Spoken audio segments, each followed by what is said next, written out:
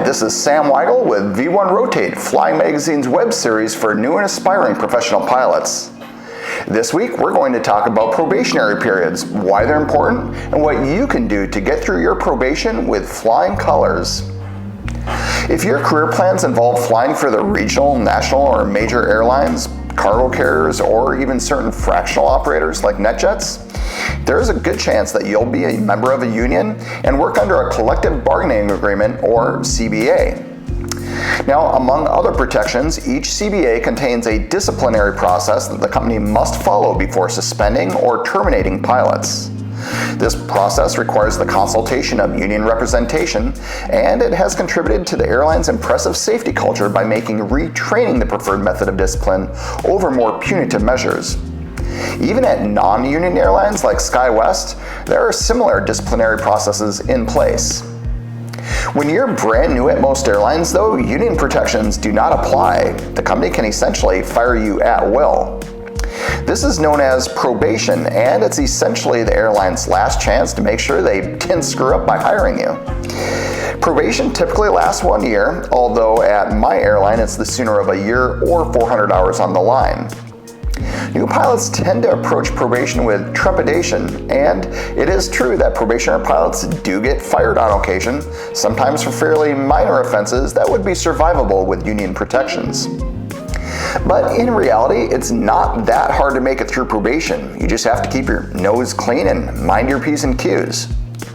I personally have worked for 3 airlines and made it through 3 probationary periods unscathed. I'm about to head out on a 5-day trip, and along the way, I'm going to share some tips with you about things that you can do to make sure your probationary years go as smoothly as mine did.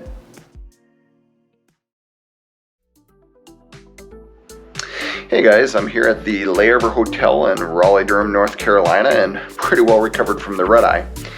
So one thing that trips up a lot of new airline pilots is the fact that your schedule changes so frequently. Pretty much every day is different, and it's pretty easy to get the days turned around and not show up at the right place at the required time. Pilot reliability is one of those things that's kind of hard to gauge during the interview, so the airlines tend to keep a pretty close eye on it during probation. Being late even once will probably get you a stern talking to. Twice may well get you fired. So here's how I keep things straight. I get my monthly schedule on my company's proprietary crew scheduling app, and then I immediately sync it to my calendar app on my iPhone. Most crew scheduling apps like Flicka contain similar sync capability with both Apple and Google products. My calendar app syncs to my wife's app, and then she also writes it down on our paper calendar in our kitchen. I may not remember where I'm flying next week, but I can always tell you the trip start date and report time. You need to maintain a similar level of awareness. When you're new, commute conservatively. If you drive to work, count yourself lucky and plan to arrive at the airport crew room at least 30 minutes before your report time, accounting for weather and traffic. If you commute by air, you should really give yourself an extra out beyond that which is required by your airline's commuter policy. Commuter policies mainly apply to non-probationary pilots, and as a newbie, if you have to use it, it could land you in hot water. On layover, when checking into the hotel, I always write down the crew van time on my hotel key sleeve, and then set an alarm on my phone for 1 hour prior to that. When you're new, I highly recommend having 2 independent alarm systems to make sure you wake up on time, especially for those early morning get-ups. So that might mean put an alarm on your phone, but then also use the hotel room alarm clock for the second one, or arrange a wake-up call with the hotel front desk. At many airlines, captains are required to fill out evaluation forms on any probationary pilots they fly with. You'll get high marks if you show up prepared for work each day. The day before your trip, double check your EFB, make sure it's fully charged and updated. Throughout the trip, one of your first actions upon entering each hotel room should be to plug in your EFB. It's really easy to forget later. You'll also need your passport, license and medical, and company crew ID in order to fly, and they're fairly easy to misplace.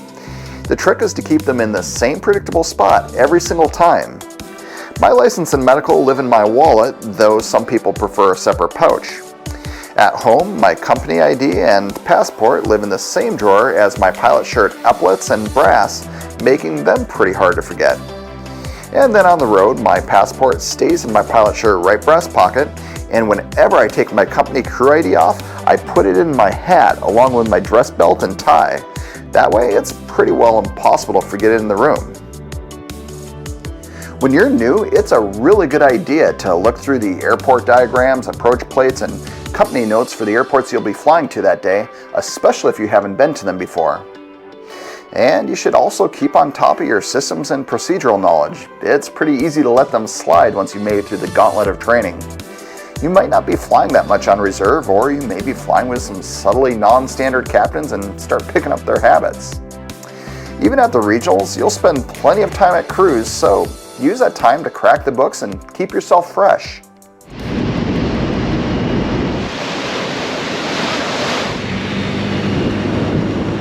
So we just got down to Cozumel, and my first officer Heather and I are renting scooters for a little layover moto mayhem. So I was born in 1981, which is quickly putting me into fuddy-duddy status, but Heather is 7 years younger than me, and she agrees. Put the damn phone down while you're on probation. Most of the captains my age or older get pretty irritated when young first officers are constantly on their smartphones. Hang on, I got a phone call. And downright irate when using them when prohibited, like between pushback and shutdown. This is one of the few things for which a lot of captains will just turn you into the chief pilot's office. My airline has fired numerous probationary pilots because they were texting or even answering calls during taxi or using social media in flight. I can't think of a much dumber way to wreck a promising flying career. As an airline pilot, you're going to have a lot of fairly long periods of time where you're out of touch with friends and family and whatever social media following you have. It just goes with the territory, and you need to accept that. At least while on probation, just plan on leaving your smartphone turned off and in your bag whenever you're in the cockpit.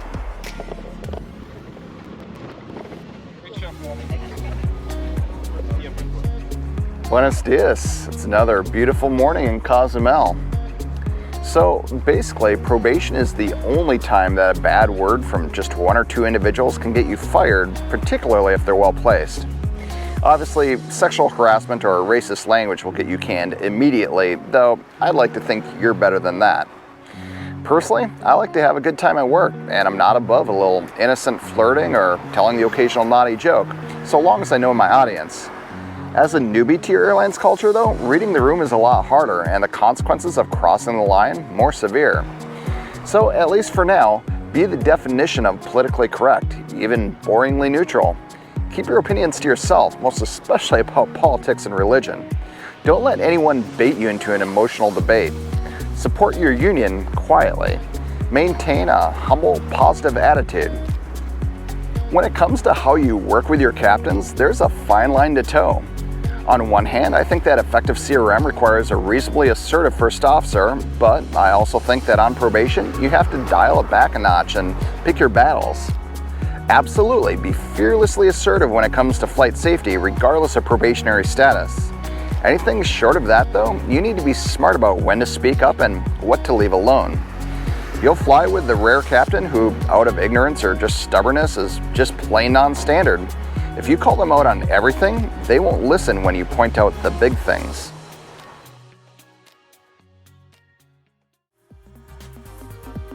Hey guys, I'm here in Minneapolis rather unexpectedly on an 11-hour layover, which is pretty short. Nobody's doing any partying, so it's kind of a funny place to bring this up. But, you know, I've said many times that I enjoy my time at work.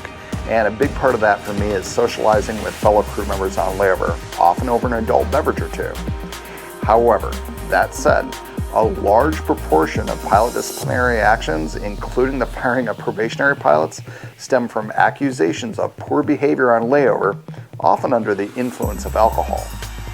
You'll meet plenty of pilots who refuse to drink at all on layover, or are so paranoid that they won't even associate with fellow crew members outside of working hours.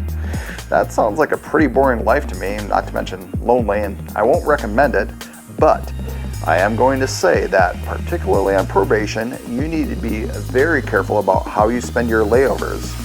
A beer or two with the captain well before the legal cutoff is one thing, A long night of bar hopping with the flight attendants, followed by a midnight group soak in the hotel hot tub, is quite another.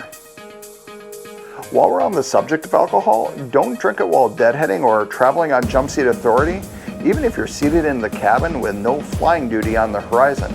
Technically, you're still part of the crew.